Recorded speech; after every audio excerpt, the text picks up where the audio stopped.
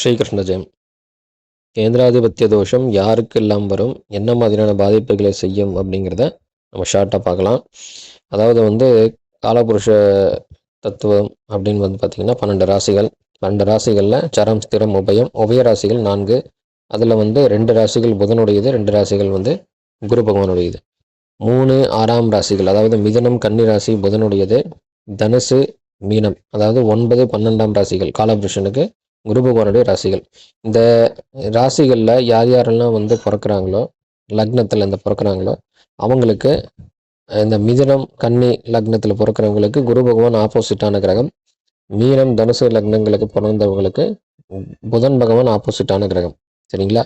So இப்படி ஆப்போசிட்டாக இருக்கக்கூடிய இந்த கிரகங்கள் குறிப்பிட்ட நம்ம மிதுனம் கன்னி லக்னத்தில் பிறந்து குரு பகவான் ஆப்போசிட்டான கிரகம். குரு பகவான் தன்னுடைய சொந்த ராசிகளான தனுசு மீனம்ல ஆட்சி திரிகோணமாகவோ அல்லது கேந்திரஸ்தானமான ஆப்போசிட்டான கிரகம் சொல்லக்கூடிய புதனுடைய ராசிகளான மிதுனம் அல்லது கன்னிலையோ இருந்தாங்க அப்படின்னா மிகப்பெரிய பாதிப்பை அந்த மிதுன லக்னத்துக்கும் கன்னி லக்னத்துக்கும் குரு பகவான் உண்டு பண்ணுவார். அதாவது குரு பகவான் மிதுன லக்னத்துக்கு மிதுன லக்னத்திலேயே இருந்தாருன்னா திக்பலம் ஆயிடுவார். அதாவது ஒரு கிரகம் உச்சம் பெற்ற கிரகம் என்ன பலன் கொடுக்குமோ அந்த அளவுக்கு நல்ல பலமான கிரகமாக குரு பகவான் மாறிடுவார். ஆனால் அதனால் மிதுன லக்னத்துக்கு ஒரு பயனும் கிடையாது. ஏன் அப்படின்னா குரு பகவான் மிதுனம் கன்னி லக்னத்துக்கு ஆப்போசிட்டான கிரகம். தான் வலிமை குறைந்து தன்னுடைய எதிரி வலிமையாக இருந்தார் அப்படின்னா அப்போ நம்மளுடைய நிலைமை எப்படி இருக்குன்னு நீங்கள் நினச்சி பாருங்கள். அந்த மாதிரியான ஒரு சிக்கலான வாழ்க்கை முறையை தான் அந்த மிதுன லக்னம் கன்னி லக்னம் வாங்கும் வாழ்க்கை முறை இருக்கும். குரு பகவான் ரொம்ப சுபத்தன்மை பெற்றான். அதுக்கு மாறாக குரு பகவான் பலம் இழந்த நிலையில் இருந்தாருன்னா அந்த தோஷம் வேலை செய்யாது. ஒன்று. இன்னொன்று, உங்களுக்கு அதே நிலைமை தான் மிதுனம் குரு பகவானுடைய ராசிகளான மீனம் தனுசு லக்னத்துக்கு ஆப்போசிட்டான கிரகம் புதன்.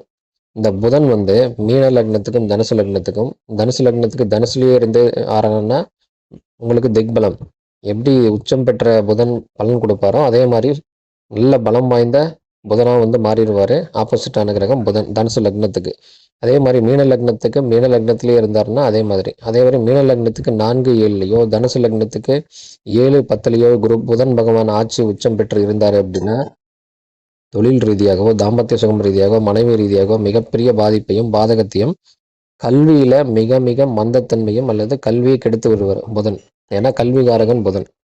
ஸோ அதனால் இந்த மாதிரியான தோஷங்களை எல்லாம் இந்த 2 கிரகமும் பரஸ்பர லக்னங்களுக்கு சுபத்தன்மை பெற்றால் கேந்திராதிபத்திய தோஷமாகவும் பாதகாதிபத்தியாகவும் மிகப்பெரிய பாதகத்தையும், கீழே குறிப்பிட்ட நான் அந்த சில விஷயங்களை நான் மென்ஷன் பண்ணியிருக்கேன். ஜாதகர், கல்வி, சொந்த இருப்பிடம், வீடு, நிலம், வண்டி அப்படின்னு இந்த மாதிரியான எல்லா விதமான மிக முக்கியமான மனிதர்களுக்கு தேவையான விஷயங்கள்ல இந்த 2 கிரகங்களும் பரஸ்பர லக்னத்துக்கு ஆப்போசிட்டான நெகட்டிவான பலன்களை தான் கொடுக்கும்.